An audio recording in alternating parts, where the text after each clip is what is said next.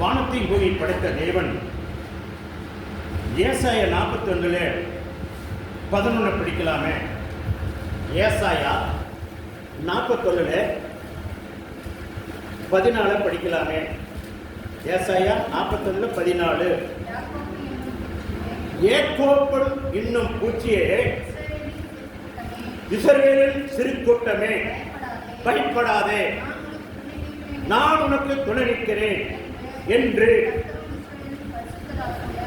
கர்த்தரும் பரிசுத்தரும் இஸ்ரவேலின் தேவனை கர்த்தரு உனக்கு மீட்பரமா இருக்கிற தேவன் சொல்லுகிறார். என்ன சொல்றாருன்னா, உங்களை வந்திருக்கிற உங்களுக்கு துணை நிற்கிறார். துணை நிற்கிற சொல்லி தேவன் துணை நிற்காது இருக்க மாட்டார். நீ துணை நின்ற பிறகு உன்னை விரட்டிட்டு வாரவனை கண்டு நீ பயந்து ஓடுறியா? ஓடிக்கொண்டே தப்பே இல்லை. அவன் கைக்கு சிக்காத ஓட வரைக்கும் நல்லதுங்க. எவ்வளோ தூரம் உன்னால தாழ்மையா இருக்க முடியுமா? தாழ்மையா இருங்க. தாழ்மையா இருக்கும்போது தேவன் சொல்கிறாரு, நீ சிறுகூட்டமா இருக்கலாம், சிறுபூச்சியா இருக்கலாம். தேவன் சொல்கிறாரு, நீ ஓட நான் உன்னோடையே வருகிறார். நான் வரும் வரைக்கும் எதிராளி கொண்டாந்து சமை கரெக்டான இடத்துல கொண்டாந்து என்ன செய்வா முடியாமா? அவனை என்ன செய்யணுமா அவன் செய்வான்னு சொல்லி வேதம் சொல்லுது. ஆமென். ஒரு சிங்கம் காட்டுக்கே ராஜா, அது பசிய கிடக்குமா, ஆனா கர்த்தரை தேடுவருக்கு ஒரு நன்மை குறைவிடான்னு சொல்லி வேதம் சொல்லுங்க. அப்படியேப்பட்ட தேவனுடைய வார்த்தைக்கு என்ன சொல்லுதுன்னா, அதே போலதான் சிங்க எப்போ சத்தம் விட்டோன்னே மிருகங்கள் எல்லாம் ஓடி ஒளியுமா, தண்ணிய வர என்ன ஒரு மிருகத்தை அதை அப்படியே குறி வச்சு அடிக்குமா, அடிச்சு அதை அடித்து புசிக்குமா. அதே போலதான் ஆண்டவர் சொல்றாரு, ஒருத்தர் மிரட்டிட்டு வாரானா நீ இழுத்து நிற்காத, நீ ஓடிக்கொண்டேரு, நீ தப்பிச்சு வந்துட்டேரு. அவனுக்கு இடம் கண்டாத கரெக்டான இடத்துல வைத்து எப்படி அடிக்கணும் அடிச்சு அவனை பார்த்துட்டு போய் திரும்பி போனா போயிட்டு, இனி நான் அவனுக்கு என்ன பண்ணணுமா நான் அவனுக்கு பரிகாரம் செய்திருக்கிறேன். இல்லையா? சிறல் அப்படித்தான் செய்தாரு. முடிச்சுட்டு வாரான், வந்தோடனே என்ன பண்றாங்க, செங்கலுக்குள்ள போனோடனே செங்கலை தொலைக்கது செங்கல் போனோடனே அவங்க வர்றாங்க. ஒரு பக்கம் ஒரு செங்கல்ல பிறந்தோடனே ஒருத்தருக்கு என்ன ஆகுது, போகும்போது இந்த இஸ்ரவேல் ஜனங்களுக்கெல்லாம் வெளிச்சத்தை கொடுக்குறாரு. பார்வோன் சேனை பின்னாடி துரத்திருக்கிறவங்களுக்கெல்லாம் இருட்டை கொடுக்குறாரு. நாட்டில் பாரு, ஒரு பக்கம் இருட்டு ஒரு பக்கம் பகல். அந்த வெளிச்சத்திலேயே கடல் ஒடியாரான். அந்த வட்டாந்தரையில் இவன் மட்டும் போறான்னு சொல்லி இவன் என்ன பண்ணிக்கலாம், செங்கல்ல போறாங்க, அவன் போயிட்டு இருக்கிறா, விட்டு விடலாம், அதுக்கு வேண்டான்னு சொல்லி அந்த ஆள் என்ன பண்ணிக்கலாம், விட்டுட்டு போயிருந்த உயிர் பிடிச்சது. விட்டுட்டு போகாத அவன் என்ன பண்ண மீண்டும் பார்க்கலாமான்னு வந்தோடனே அவனுடைய சைடில் வச்சிருந்த எல்லா வீடுகளும் கல்டு போச்சு. கல்டு போன குதிரை இழுத்து பார்க்குது, முடியல. முன்னாடி போறீங்க தரையில போற மாதிரி போறாங்க, வெட்டாந்தரையில போற மாதிரி போறாங்க, காஞ்ச நிலத்துல போற மாதிரி போறாங்க. இவனுடைய எல்லா இது கல்டொன்னி என்ன பண்ணுவாங்க, கடியாணி எல்லாம் என்ன பண்ணி கல்டொன்னி அவனுடைய கண்டு பக்கம் இருக்கிற கிரீஸ் என்ன பண்ணாங்க, அந்த பெரிய பெரிய இரும்புகள்லாம் என்ன பண்ணுங்க நிலத்தோட பதஞ்சம். குதிரை இழுக்க முடியல, நகர மாட்டேங்குது, குதிரை போக மாட்டேங்குது. குதிரைக்கு தெரியுது என்ன பண்றது, வலதைக்கு தெரியுது எஜமானுடைய என்னென்ன, ஆனா இவனுக்கு அதுக்கு தெரியல. அது போல குதிரையை பார்த்துடுது, தேவன் வருகிற இழுத்து நிற்கிறாரு. இவனுக்கு நான் அழிப்பவன் குதிரை கண்ணீர் விடுது, நான் உன்னை அடிக்கிறேன், உதைக்கிறான், சித்திரவதை பண்றான். அவன் மேலே ஏறியாச்சு, அவன் பாதி கூட வந்து சேரவில்லை. உள்ளாமல் உள்ள கொண்டாட ரேசனை பார்த்தாரு. பாதியில் ஒருத்தர் வெளிவிட்டாலும் போய் என்னமா அண்ணன் நிறைய அக்கபந்தம் பண்ணுறார். இவனுக்கு உடக்கூடாது முடிவெடுத்தார். நல்ல செங்கலுக்கு செங்கல் கொண்டாந்து இருக்கிறார். சரி அவ்வளோத, அதுக்கு மேலே எல்லாம் கலந்து போச்சு, குதிரையும் போக முடியல, இருட்டு வேற அவனை கட்டி அழுகுது. அப்போ முதல்ல மோசைன்னு சொன்னார், மோசை வயல் என்று பின்னார் திரும்பினார், நீட்டு முடிஞ்சது கதையும் முடிச்சு போட்டார். இல்லையா? நேமாறத தேவ பிள்ளைகளுக்கு ஒருத்தர் விரோதமாக எழும்பினான்னா நீங்கள் அவனுக்கு எவ்வளோ தூரம் விட்டு கொடுக்க முடியுமா விட்டு கொடுத்துப்பாரு. விட்டு கொடுத்தும் அவன் கேட்கலையா, நீங்கள் அழுதுக்கு விட்டு விடுங்க. அவன் படுற அவஸ்தையை நீங்களே பின்னார் இருப்பான். அவன் சன்னதி பூமியில் இருக்குதான்னு கூட பார்க்கலாம் நீங்க. இல்லையா? உண்மை, ஒரு உண்மை நிகழ்ச்சி. நான் சொல்றது பழைய ஏற்பாட்டுக்கிற வசனத்தை பிரகாரம் இல்லை, உண்மையான இன்னைக்கு நிறைய நடந்து கொண்டுதான் இருக்கு. இல்லையா? எங்களை அந்த வீதியிலே வரக்கூடாதுன்னு சொல்லி எங்களை பண்ணாத பாடு பண்ணாங்க. நாங்கள் படாத கஷ்டப்பட்டு பார்ப்போம், எவ்வளவோ விரண்டு வந்து பார்ப்போம். நான் கூட ஒரு கத்தி எடுத்து திருப்பிட்டேன், ஓட்டெரிஞ்சலாம் ஆண்டவர் சொன்னார், இதுக்கு படிகாரம் இது இல்லை, நீ பயந்து போக வரைக்கும் உனக்கு நல்லது நடக்கும், நல்லது நடக்கும். ரிச்சர்வல் இன்னைக்கு வரைக்கும் இந்த ஆட்சி ரிச்சர்வல் எங்கள் வீட்டில் இருக்குது. நான் உலகத்தில் இருக்கும்போது எல்லாரும் கடை வெட்டி கொடுக்குற கடை கத்தி, இந்த கத்தி எடுத்து தீட்டுறேன், சும்மா தீட்டுறேன். இன்னைக்கு ஆன ஆட்டு போட்டோன்னு சொல்லி இது பண்ணி ஓட்டு அரைஞ்சது தட்டி வீசிட்டோம்னா வேலை முடிஞ்சிரு. ஓட்டு பாய்ச்சாது. என்ன குழந்தைங்களோ கொஞ்ச நாளைக்கு கழுகு, கொஞ்ச நாள் கழிச்சு குழந்தைங்களே என்ன பண்ண ஏதோ வரையும் படிச்சாரு. இந்த எண்ணத்தை கொண்டாங்க. ஆண்டவர் சொன்னார், இதுக்கு இது படிகாரம் இல்லை மகனே, வச்சிருப்பீங்க, போ, பயந்து போ, அந்த வீதியில் போகாத, போ, விட்டுரு. அந்த வீதியில தாராளமா போகலாம், தாராளமா வரலாம். இந்த மனசு அந்த அற்கொலை பண்ணணும் பூமியில் இல்லை. யாரெல்லாம் இதுக்கு தலைவிட்டாங்களே இல்லை. என்னுடைய சாட்சியே போதும். பழைய ஏற்பாட்டில் இஸ்ரவேலருடைய சாட்சி இல்லை, என்னுடைய சாட்சி நான் சொல்றேன். அது மாதிரி நீங்கள் எல்லா காரியத்திலும் கொஞ்சம் பார்த்தீங்கன்னா போதும். உங்களுக்கு விரோத வழிமுறைகளுக்கு நீங்கள் போய் நாயம் அடுத்து நாயம் பண்ண போகிறது, அது இது பார்த்துட்டு போட்டு தேவசமத்தில் உட்காருங்க, அழுங்க, உழம்புங்க. கர்த்தர் பார்த்துக்குவார். உங்களுக்கு என்ன தேவையோ அதை சந்திப்பார். ஆமே இல்லையா? நீங்கள் நினைக்கலாம் நான் சிறுக்கூட்டமாக இருக்கிறேன், சிறுபூச்சியாக இருக்கிறேன், என் வாழ்க்கையில் இப்படி இருக்குதுன்னு சொல்லி நீங்கள் நினைக்கலாம். நீங்கள் சிறு கூட்டம் இல்லை, சிறு பூச்சியும் இல்லை. வானம் பூமி கொள்ளாத தூதர்கள் இந்த இன்னொன்று நம்மளை பார்த்து கொண்டே இருக்கிற தூதர்கள் பார்த்து கொண்டே இருக்கிற என் மகன் எவ்வளோ கஷ்டப்படுகிறான், எவ்வளோ கண்ணீர் விடுகிறான், எவ்வளோ துன்பப்படுகிறார், எவ்வளோ துயரப்படுகிறார், வேதனைப்படுகிறார். ஐயோ அப்போ மீண்டும் மீண்டும் துரத்துறாங்க, மீண்டும் மீண்டும் கேவலப்படுத்துறாங்க, மீண்டும் மீண்டும் செய்கிறான்னு சொல்லி கர்த்தர் பார்த்து கொண்டே இருப்பாங்க. இல்லையா? ஆமே கேட்குறவங்க தூங்குறீங்களா? அல்லேலூயா. கர்த்தர் இதெல்லாம் பார்க்கறாரு பாரு. ஸ்தோத்திரம். அதே போல ஏசாயா இப்போ 40:29 படிக்கலாமே. 40:29 சோர்ந்து போகிறவர்களுக்கு அவனுக்கு பலம் கொடுத்து, சத்துவம் இல்லாதவனுக்கு சத்துவத்தை பெருக பண்ணுகிறார். அவன் சோர்ந்து போயிட்டான், செங்கடலை கண்டு சோர்ந்து நிற்கிறான், பயந்து நிற்கிறான். யோ வந்துட்டாங்களே பிடிச்சிருவாங்கன்னு சொல்லி கர்த்தர் சொல்கிறார், பலப்படு, சிறுகோட்டமே பலப்படு, பயப்படாதே, சிறுமந்தையே பயப்படாதே, நான் உன்னோடு இருக்கிறேன், உனக்கு தேவையை சந்திக்க நான் உன்னோடு இருக்கிறேன், உனக்கு சத்துவம் சத்துவத்தை தருவேன், பலனிலே உனக்கு நான் பலனை தருவேன். உன் வாழ்க்கையில் எங்கெல்லாம் தோண்டு கிடைக்கிறையோ அந்த தோண்டு கிடைக்கிறத நான் தூக்கி உன்னை நிறுத்துவேன், நிறுத்தி உன்னை வாழ வைப்பேன். உனக்கு நான் அழைத்து போய் சொன்ன தேசத்தை கொண்டு போய் விடுவதற்கு நான் ஓய்ப்பாதில்லை, நீ ஓயாத இருக்கிறதுக்கு உனக்கு சத்துவத்தை பலனை தருவேன், வாழ வைப்பேன். இதெல்லாம் கொடுப்பேன்னு சொன்னா அதை கண்ணில் பார்த்து நீ அதியா மகிழ்ந்து களி கூர்ந்து அதில் சந்தோஷப்படுவதற்கு கர்த்தர் ஒரு நாள் உன்னை விட்டு விலக மாட்டாரு. இல்லையா? விலகற்காக உங்களை அழைக்கவில்லை, உங்களை வாழ வைக்கத்தான் தெய்வம் அழைச்சிருக்கிறார். உங்க வாழ்க்கை செழிக்க பண்றதுக்காக தான் தேவன் அழைச்சிருக்கிறார். இல்லையா?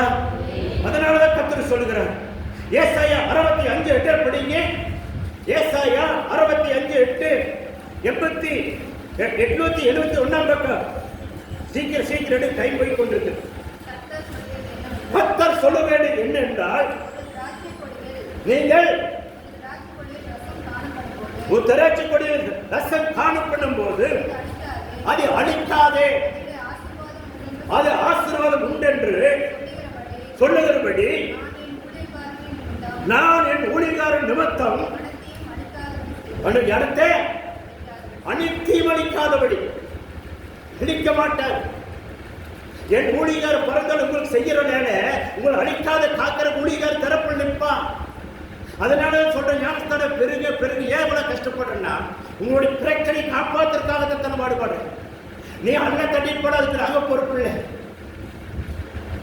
சிம்சோனை பார்த்த அவங்க தாயை தள்ளி பார்த்தா அண்டர் பல தடவை பேசி பார்க்கிறார், அவன் கேட்கவே இல்லை.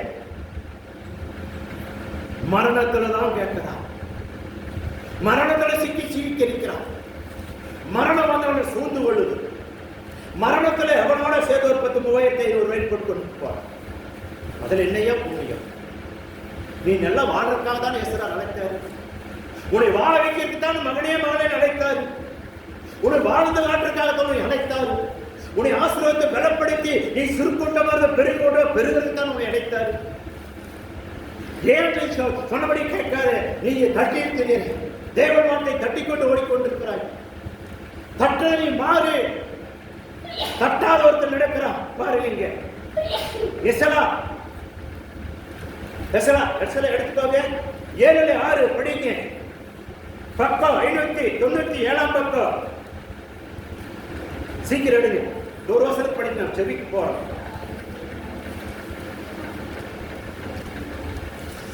எசலா போன வரைய படிச்சுனேன்.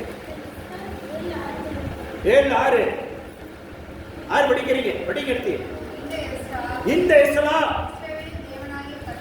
இஸ்ரவேலின் தேவனாகிய கர்த்தர் அருளறியா மோசேயின் நியாயப்பிரமாணத்தை தேறின வேதபாதகர் இருந்தான்.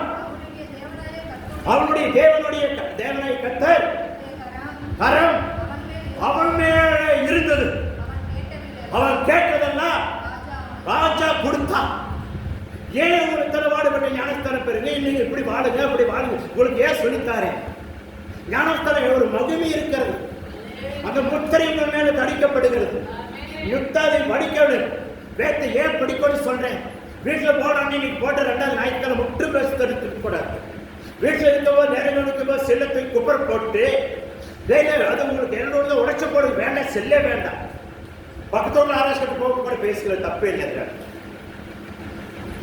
ஆமா, செல்லுனாலும் ஒரு வாழ்க்கையே போயிருக்கணும். அது எதுக்காக செல்லு? வீட்டில் போயிட்டு என்ன பண்ணணும்? டைம் கிடைக்கும் போது பேத்தப்படுங்க, ஜெபிங்க. டைம் அங்க முடியலையா, தேவாலயத்தில் வந்து உட்காருங்க, கண்ணீர் விடுங்க, தேவ சமயத்தில் அழுங்க. அவன் அப்படியெல்லாம் அழுது இருப்பான், புலம்பி இருப்பான். அதனாலதான் அவன் கேட்டதெல்லாம் கிடைத்தது. சும்மா ஒடுக்கிறவனுக்கு தேவ சீக்கிரம் எடுத்து தெய்வம் கொடுக்க போறவர் இல்லை. கடந்தால் வழிபோக்கல் கொடுக்க போறது இல்லை. வழிபோக்கல் உங்களை ஆசிரியக்கிறதும் அல்ல. இல்லையா? இதெல்லாம் புரிஞ்சு கொள்ளணும். கர்த்தர் உங்களை ஆசிரியக்கணும்னா நீங்க தான் முயற்சி பண்ணணும், நீங்க தான் முடிவெடுக்கணும். அதெல்லாம் இல்லாதபடி கர்த்தரை ஆசீர்வதிப்பாரு எல்லாம் செய்வா ஆசீர்வதிக்கவே முடியாது. ஆசீர்வாதம் வந்த மாதிரி இருக்கு. ஒரு அவங்க சண்டையில அந்த அவங்களுடைய சண்டையை சேர்த்து வச்சிருப்பாங்க. 4 தலைமுறைக்கு வச்சு திங்கலான்னு சொல்லுவாங்க. அந்த தலைமுறையிலேயே இல்லாத போய் அவங்க குழந்தைகளை பிச்சை எடுத்துட்டு தெரியுமா? நீங்கதான் 4 தலைமுறைக்கு திங்கன்னு சொன்னாங்க. அந்த குழந்தைங்க இப்ப பிச்சை எடுக்குது. இல்லையா? கொடுத்தொரு தேவாலயத்துக்கு விரோதமா செய்தார்கள். அவங்க குழந்தைகள் எல்லாம் தேவாலயத்துக்கு விரோதம் செஞ்சதுனால திருப்பூர்ல பிச்சை எடுத்து தெரியும்.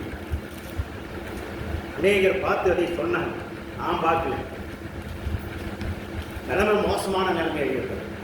தேவாலயத்துக்கு விரோதமா, தேவ மனிதனுக்கு விரோதமா, ஊழியர்களுக்கு விரோதமா எழும்புகிற குடும்பங்களுக்கு சந்நிதிக்கு அதுதான் வேண்டி கைக்கிறையா இருக்கணும். அதனாலதான் ஊழியர்காரன் பார்த்தீங்கன்னா சொல்லிடாதீங்க, அந்த போய் மரபுல பேசாதீங்க, பேசுறீங்களாலே நீங்க மண்ணை வாரி போட்டுக்காதீங்க, பல காலம் சொல்லி கொடுக்குறது. அதனால இல்லையா? அது கர்த்தரும் ஊழியர்காரன் புரியுது. உங்களை கேள்வி கேட்கறக்கோ உங்கள் பதில் கேட்கறக்கு உங்களுக்கு எந்த அதிகாரம் கொடுக்க வேண்டாம். சில ஊழியர்காரன் கேள்வி கேட்க சொல்லி போட்டு அவங்களே இப்போ 2 சொல்றாங்க, தெரியா சொல்லி போட்டு பாசிட்டிவ் மத்தியில் பேசிட்டாங்க. இல்லையா? எப்படி நீங்க சொல்லலாம்? வசனத்தை நீங்க பார்த்துக்கணும்னு சொல்லி எல்லாம் வளசு போட்டு பிடிச்சிட்டாங்க. அப்புறம் ஆள் அடங்கிட்டார். புரியுதுங்களா? முதல்ல எச்சரிக்கை ஆகணும், ஜாக்கிரதையா இருக்கணும். அதே போல நம்ம செபிக்கணும். ஊழியர்காரனுக்காக அதிகமாக செபிக்கணும். ஊழியர்காரனுக்காக நான் 10 நிமிஷம் ஜெபம் பண்ணணும்னு சொல்றேன். மட்டும் கை 10 நிமிஷம்.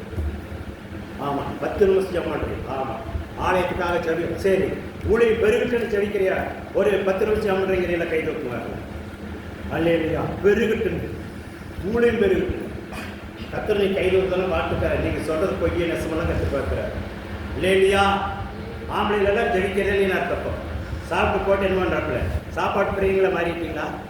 ஜெபிக்கிறதா கை தூக்க வேண்டியது என்ன? சொல்லுங்க, யார் யார் ஜெபிக்கிறீங்க ஆலயத்துக்காக?